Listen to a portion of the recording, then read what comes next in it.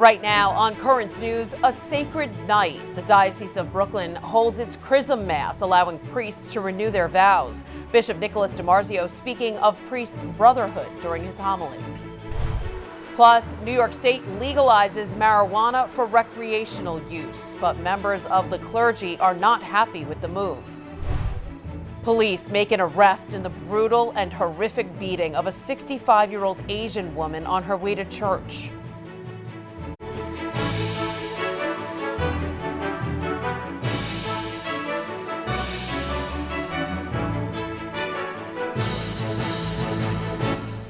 Good evening, I'm Christine Persichetti. Priests from around the Diocese of Brooklyn are feeling fresh today after renewing their vows last night at this year's Chrism Mass.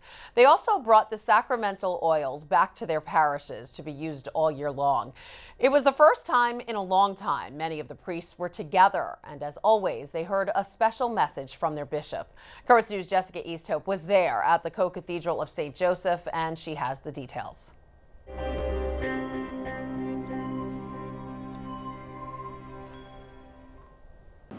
Bishop Nicholas DiMarzio breathed over the sacred chrism, representing the Holy Spirit.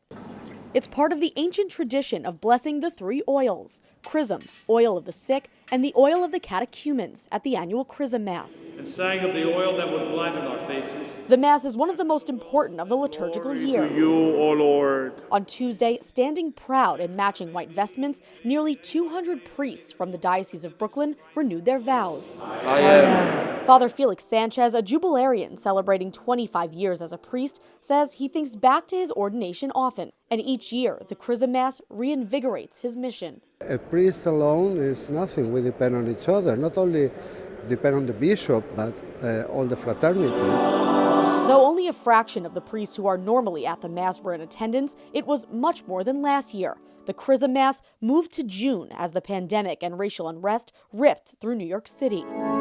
Unlike Father Sanchez, Father Chris Bethji hasn't been to many Chrism Masses. He's only been a priest for 5 years, but in that time he's come to understand the significance of the oils, especially within the scope of the COVID-19 crisis. Are used at all the moments in our lives, happy moments, sad moments, and they really bring healing and they bring peace.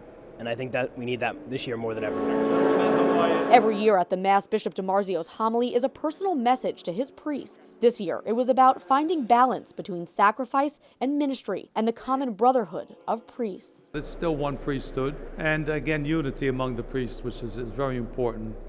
Because if we don't show unity, we're not going to be able to lead the people. So it's just a matter of... As the director of the liturgy, Father John O'Connor's role in the Mass is to keep everyone in their places. He says the oils, which are distributed and used by priests across the diocese, bring the church together. It's a very concrete reminder that the church is a community and we're not just on our own. 50 years is a long time and a short time. Though the Holy See has not yet formally accepted Bishop DiMarzio's retirement, his homily had the makings of a farewell address. He joked that he doesn't know when his successor will come, but asked his priests to welcome him and embrace a new beginning in the Diocese of Brooklyn. In Prospect Heights, Jessica Easthope, Currents News. And coming up on Currents News, the Bishop of Brooklyn will speak more about his Chrism homily and the message he's sending to all of his priests. That's still ahead in this newscast. Net TV will be airing all the Easter Triduum services throughout this weekend, starting Holy Thursday with the Mass of the Lord's Supper airing at 7 p.m. Because of that service, Currents News will be on a little earlier, so plan for us at 6:30 p.m. And don't forget, for more coverage of Holy Week events and to find services near you, head over to thetablet.org. Going to church on Good Friday means you'll be helping Christians in the Holy Land. Collections during that service go to a Vatican effort that supports the work of the Franciscans there. They have maintained the holy places of pilgrimage where Jesus Christ walked for the past 800 years. The funds also send support to Christians in the Middle East. Marijuana is now legal in New York State. Governor Cuomo signing the bill Wednesday morning. The state will also expunge the criminal records for anyone convicted of crimes that would be legal under the new law. New Yorkers 21 and older will be allowed to possess 3 ounces of cannabis and grow up to 6 plants per household. Lawmakers expect the legalization to bring in $350 million in tax revenue for the state. The New York State Catholic Conference is speaking out against the legislation, saying in part, quote, "The passage of legislation to legalize possession and consumption of marijuana for recreational use in New York State is terrible policy that sends a message to children that marijuana is harmless fun endorsed by the state. The lure of money should never overcome what is best for society, especially children." Brooklyn Bishop Nicholas DiMarzio is also sounding the alarm on the potential health effects of the new law. Marijuana, unfortunately, is like smoking. Any smoking is bad for your health, and so is marijuana bad for your health. It could cause cancer. There's a clear cause and effect there. So people who smoke, they're endangering their life. People who smoke marijuana will be doing the same thing, endangering their life by the possibility of cancer, if that's what science says. Bishop DiMarzio is concerned that young people will be adversely affected. A new study out this week found that younger age marijuana use is associated with a rise in substance abuse disorders. That legislation was unanimously opposed by the Republican minority conferences in both houses. For more coverage and to get a full list of the Democrats and one independent that also voted against the measure, visit thetablet.org. The NYPD has made an arrest in that brutal attack of a Filipino woman. The 65-year-old was walking to church when a man attacked her. Police say 38-year-old Brandon Elliott is the man in the video. Elliott was arrested in 2002 for stabbing his mother to death and sentenced to 15 years to life in prison. He was paroled in 2019 and lived in a hotel serving as a homeless shelter nearby. 2 employees of the apartment building near where the assault took place were suspended for not intervening. Bishop DiMarzio is speaking out against anti-Asian violence. The bishop believes that the church and the Catholic faith have a role in healing the sin of racism. Here's how he believes each person can start with themselves. Every individual has to examine their conscience, and if they feel against other people rancor or hatred, they need to change. We cannot do this on a societal basis. No laws can ever be passed to change this. It is a moral issue, an individual issue that we should preach about in the church, and we try our best, but that's the only solution to this. The bishop says the government cannot eliminate racism, as you cannot change people's hearts. There's a lot more news headed your way. Bishop DiMarzio will be back to talk about his homily at the Chrism Mass and his message to priests. Plus, President Joe Biden has a sweeping plan to fix our nation's infrastructure, but who gets the bill? And we'll wrap up Women's History Month with a special report on the growing problem of gender inequality, especially during the pandemic. There are now some big changes to the Tablet website. You can get personalized access to the Catholic news you value. Sign up for free at thetablet.org.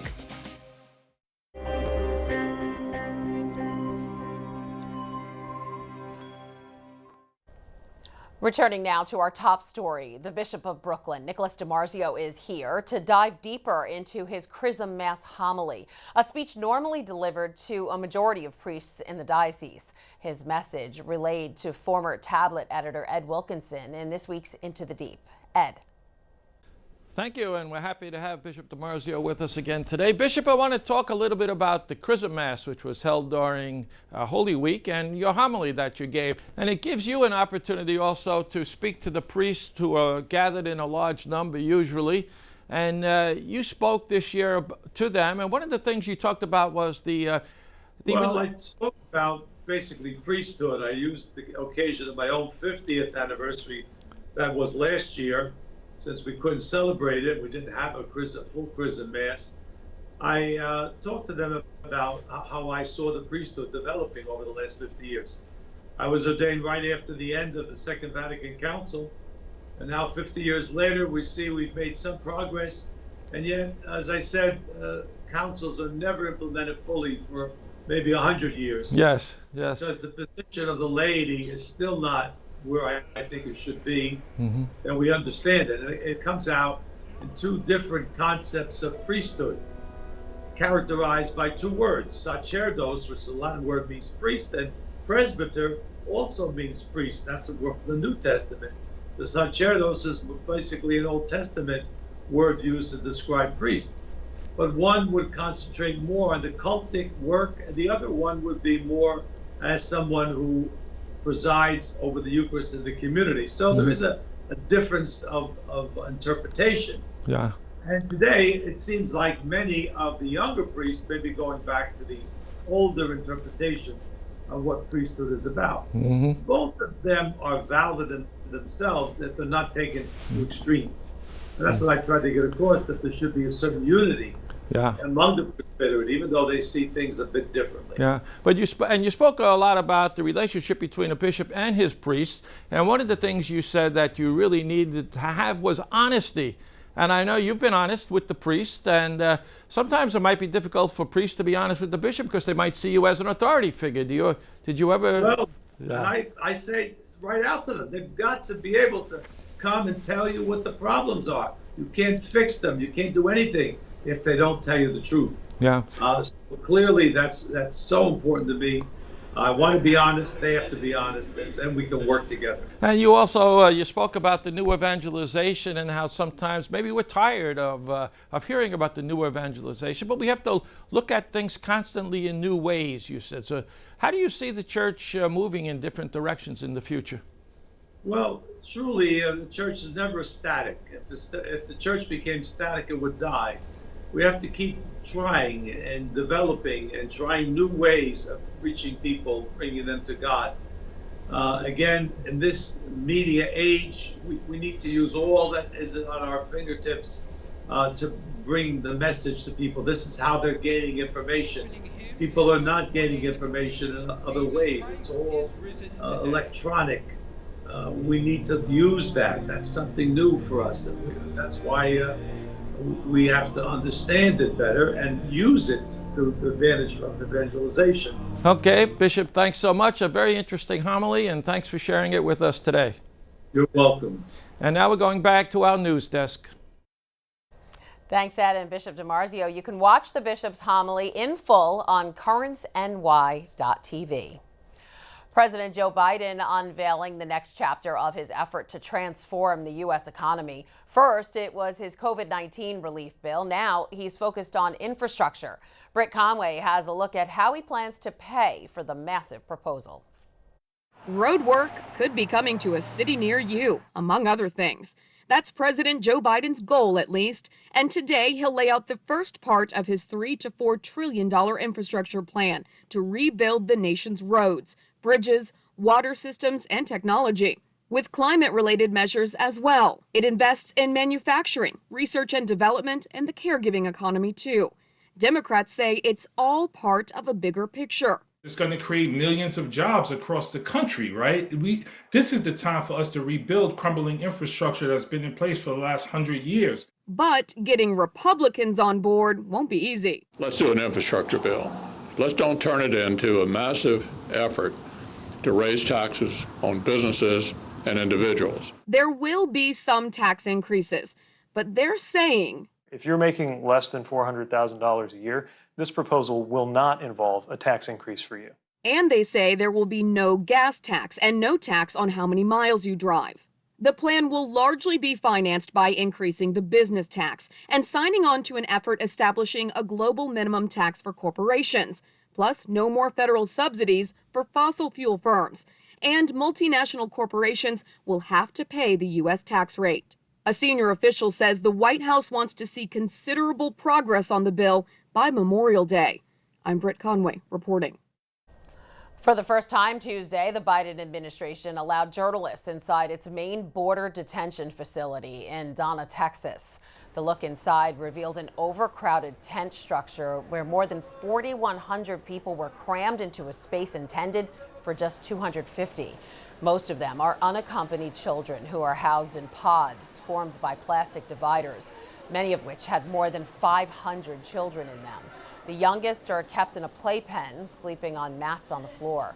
Officials say migrants usually spend about 133 days at the facility. On the last day of Women's History Month, we want to bring you a special projects report on how the pandemic has impacted women's lives and livelihoods. Some of the numbers may shock you, but the fight for gender justice continues around the world and here at home. Millions of women around the globe making their voices heard. From the United States to countries like Mexico, Argentina, Venezuela, all the way to Australia and beyond, women are demanding equal representation, equal pay, and a life free of violence. There is no question that, women and girls are enduring a great tragedy. Lisa Christine is a humanitarian photographer whose work has been blessed by Pope Francis. She has spent her career documenting the lives of the downtrodden, her lens capturing their stories. There's a tremendous curve of violence against women. Equally, there's a form of violence in perpetual forced labor. People on the move that are being forced to flee their country, whether it be for political reasons or violence, war, famine, or lack of water, or health and safety. COVID is making it worse, and the United Nations is sounding the alarm. 1 in 3 women will experience physical or sexual violence in their lifetime. 47 million are living on less than $1.90 a day, and 80 to 100 million girls are, quote, missing, victims of gender-based violence.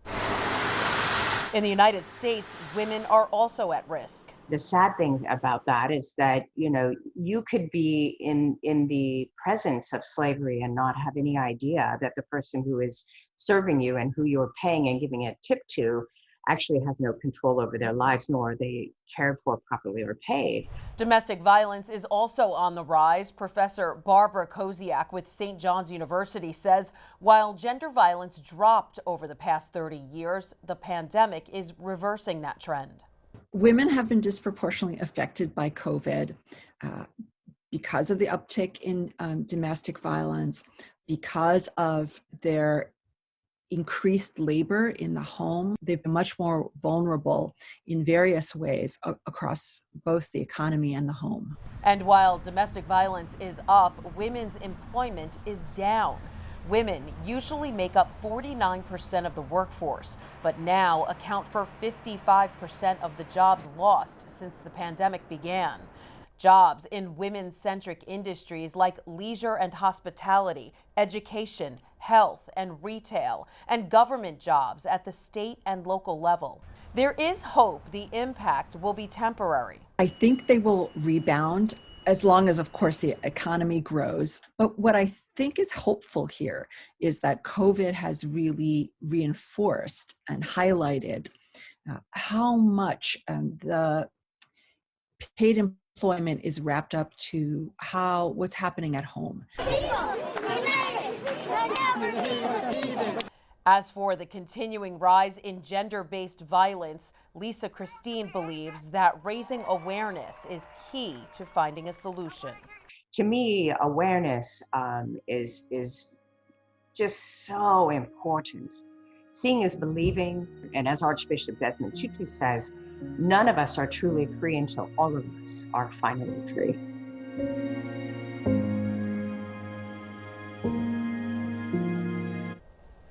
Pope Francis personally signed some of Lisa Christine's photographs to be later auctioned off for charity. The Holy Father has called violence against women a desecration of God. Still to come on Currents News, a candle making workshop that is helping women in Palestine support their families during the pandemic. We speak with the coordinator of the project about its importance. Do you have a story idea or want to share a tip? Email us at newstips@desalesmedia.org or call our 24-hour number 718-517-3122. We'll be right back.